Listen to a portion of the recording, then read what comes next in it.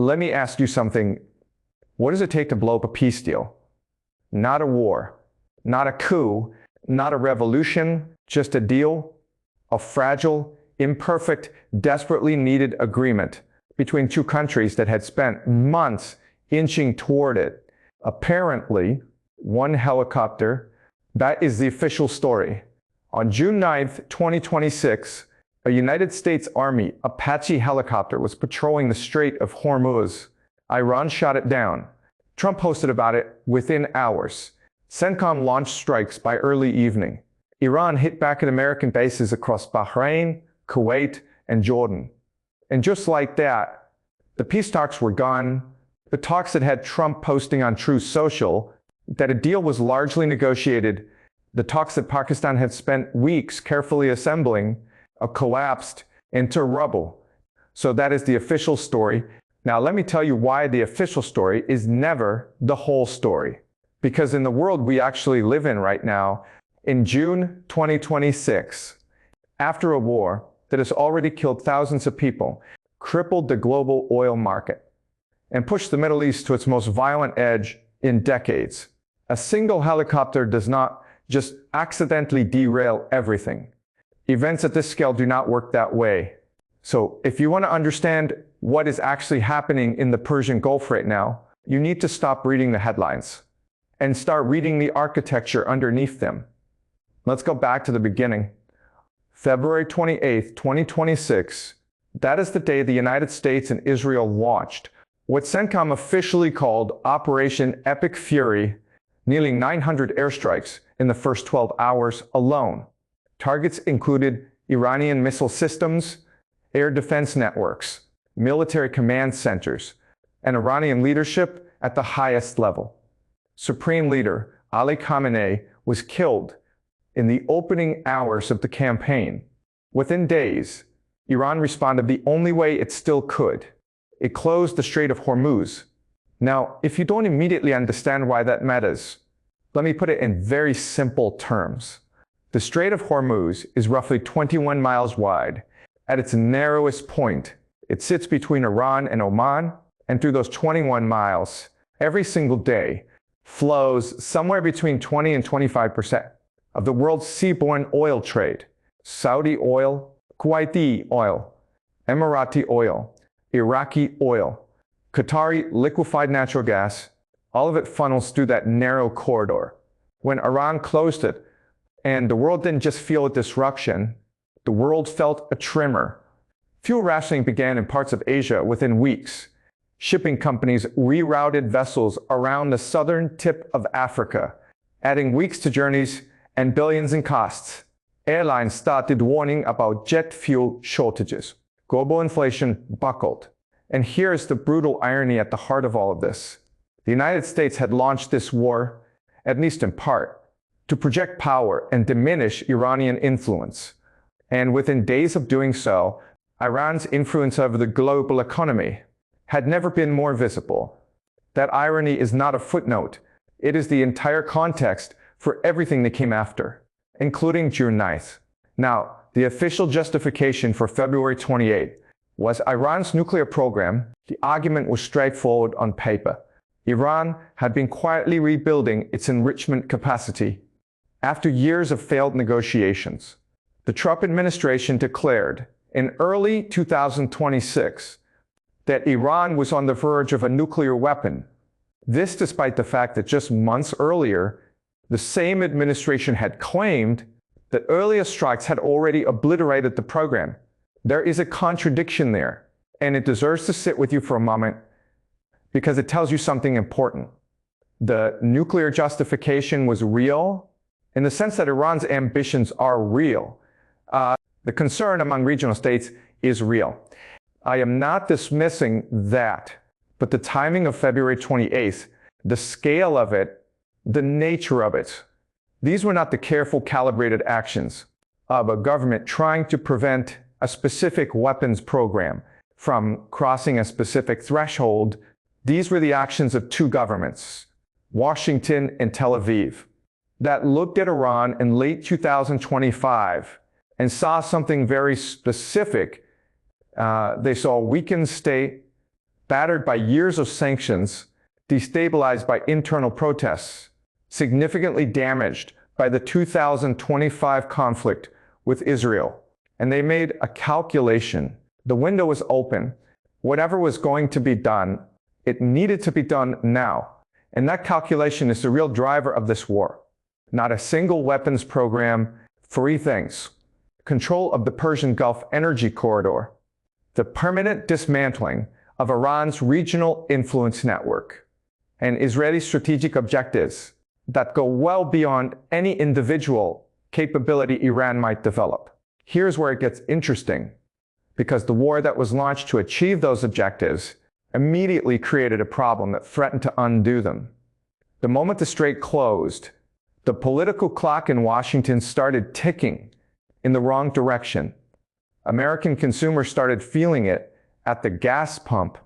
Inflation surged, the Federal Reserve's projections went sideways, and Trump, a president who has always defined himself through economic performance, found himself presiding over a war that was actively hurting the people he needed to impress.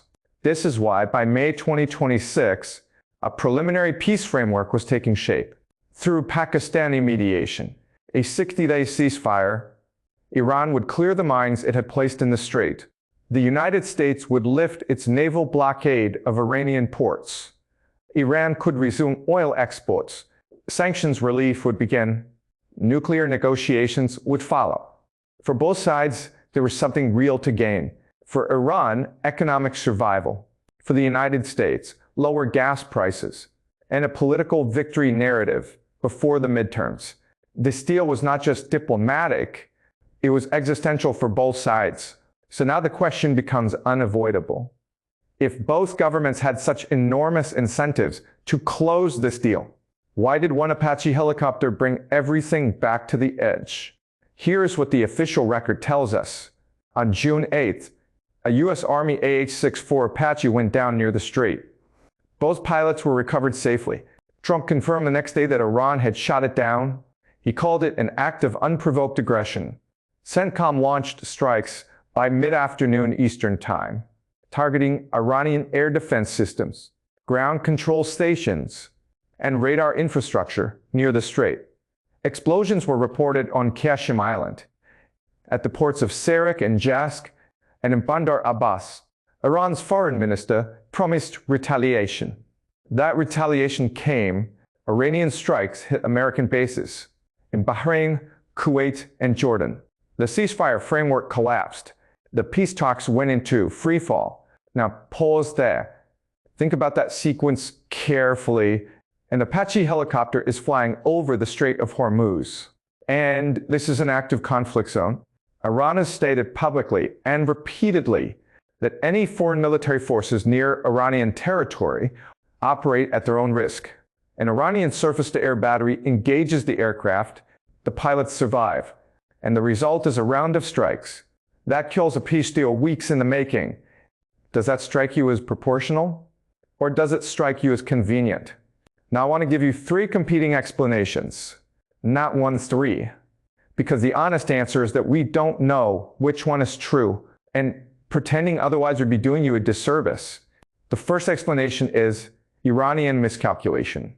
Under this reading, the helicopter was shot down by an IRGC unit, operating with some degree of independence from the new central leadership in Tehran. Iran's command structure has been genuinely fractured since Khamenei's death. The new leadership is untested. It lacks the theocratic authority of its predecessor. It is navigating enormous internal pressure to demonstrate resistance in a fragmented command environment. A local IRGC commander may have made a decision to engage an American aircraft, not as a coordinated political signal, but as an individual act of defiance. Strategically counterproductive, but entirely plausible. This fits what we know about post-war institutional fragmentation inside Iran. It fits the foreign minister's initial response, which focused on justification rather than celebration. The second explanation is deliberate Iranian signaling. Under this reading, the helicopter was not a mistake. It was a message. A faction within Iranian leadership made a calculated decision to shoot down the aircraft as a demonstration that Iran still has teeth, that even in a deeply weakened position, Iran retains the ability to inflict costs, that if Washington expects to negotiate a deal that amounts to Iranian capitulation, it should understand that capitulation has a price. The helicopter, under this reading, is a bargaining chip fired from a missile battery, not a decision to end the peace process, a decision to reset its terms. This is consistent with a broader pattern of Iranian behavior throughout this entire conflict, using limited actions not to win militarily, but to shape the conditions of eventual negotiations. The third explanation is the most uncomfortable, so let me say it carefully. There are factions within Washington and within Tel Aviv that did not want this particular deal to happen, not yet, or possibly not at all. And the reason is strategic. The deal taking shape was not a final resolution. It was a framework, and frameworks have a way of hardening into facts. Once the strait reopens, once Iranian oil flows, once economic pressure begins to ease, the leverage that Washington and Tel Aviv currently hold starts to erode. Iran rebuilds economically. Its population recovers. Its leadership gains domestic legitimacy from the recovery. And the pressure to make further concessions on the nuclear question, on ballistic missiles, on Iran's regional network, diminishes significantly. From a hardline perspective, in both capitals, a deal that pauses this conflict without fully resolving Iran's underlying capacity is worse than no deal. Now think about what was happening in the days before June 9th. Israel and Iran had exchanged their most intense fire since the April ceasefire. Over the preceding weekend, Israeli strikes continued in southern Lebanon. Even as ceasefire negotiations were underway, American officials were, by multiple accounts, frustrated with Israeli escalations that were complicating the diplomatic track. There were reports that Israel was preparing a major strike on Tehran before Trump personally intervened to prevent it. I am not suggesting Israel shot down the Apache helicopter. That is not what I am saying. So what I am saying is this: the environment of continued Israeli escalation, continued IRGC assertiveness, and continued domestic political pressure in multiple capitals creates the structural conditions in which June 9th becomes not just possible, but perhaps inevitable. Here's the structural reality underneath all of this. And the United States entered this war with two sets of objectives that are fundamentally in tension with each other. The first objective was strategic: dismantle Iran's nuclear program, eliminate its regional influence, reopen the strait, restructure the Middle Eastern security order. The second objective was political: do all that quickly, cleanly, in a way that allows Trump to declare victory, bring gas prices down, and present the American public with a win. These two objectives cannot both be fully achieved on the same timeline. The strategic objective requires years. The political objective requires speed. Trump, fundamentally a political actor, has consistently tilted toward the political objective, but the military and intelligence establishments, both American and Israeli, are not primarily political actors. They are strategic actors, and they are deeply skeptical of fast deals that leave fundamental issues unresolved. This tension is not new. It is the central tension in American foreign policy toward Iran. For decades, June 9th is a product of that tension. It does not resolve it. It deepens it. Now let's talk about what June 9th has actually done. To the peace process, Iranian officials signaled even before the helicopter incident that they were not seeing serious will from the United States to finalize the framework. That was already a warning sign when the helicopter went down, and the US responded with strikes on Iranian territory. The carefully assembled framework came under enormous pressure. Iran's retaliatory strikes on American bases across 3 countries was not the response of a government that had abandoned diplomacy. It was a response of a government that could not absorb American strikes without answering them domestically. The new Iranian leadership cannot afford to appear weak. To absorb June 9th without a response would have been politically fatal. So both sides have now exchanged blows again. The strait remains contested. The deal is stalled. Prediction markets that have been pricing a peace deal at a meaningful probability within weeks have collapsed. The world is watching a conflict that has developed its own terrible momentum. But here is the dimension that I think is being systematically under-discussed, and it may be the most important one. The Strait of Hormuz is not just an oil route. It is the physical embodiment of a question that the post-Cold War international order has never fully resolved. Who controls the global energy commons? For decades, the answer was implicit and uncontested. The United States Navy, American carrier strike groups in the Persian Gulf, were the de facto guarantors of energy security for the entire industrialized world, including China, including India, including Europe, including Japan and South Korea. This arrangement was never formalized in a treaty. It was a fact of power. The US Navy was there. Ships could pass. Oil flowed. The 2026 war has shattered that arrangement, at least temporarily. Iran's closure of the strait has demonstrated something that everyone already suspected, but no one had been forced to confront directly. The United States can project enormous destructive power into the region, but it cannot make the strait function as a genuinely free global commons through violence alone. The moment you are fighting your way through a waterway, that waterway is no longer functioning as a public good. China has been watching all of this with intense strategic attention. China imports more oil through the Strait of Hormuz than any other country on earth. Every week the strait is disrupted, costs China economically, but every week it is disrupted. Also provides China with something else, a data point, a demonstration that American dominance over the global energy commons is contestable, that there are costs to the current order that China does not have to pay because the United States is paying them. India is watching too. Its foreign ministry condemned the attack on commercial shipping near the strait. India depends heavily on Persian Gulf oil. It has strategic relationships with both the United States and with Iran. And it is watching the world's most powerful military conduct operations that are disrupting Indian economic interests and drawing conclusions. The rest of the global South is watching as well. Their skepticism is not anti-American sentiment for its own sake. It is the rational calculation of governments that understand something very specific.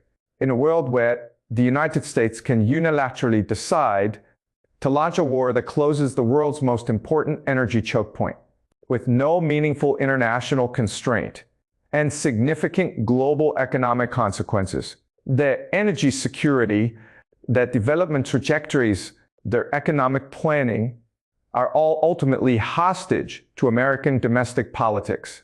That is a structural vulnerability they are not willing to accept indefinitely.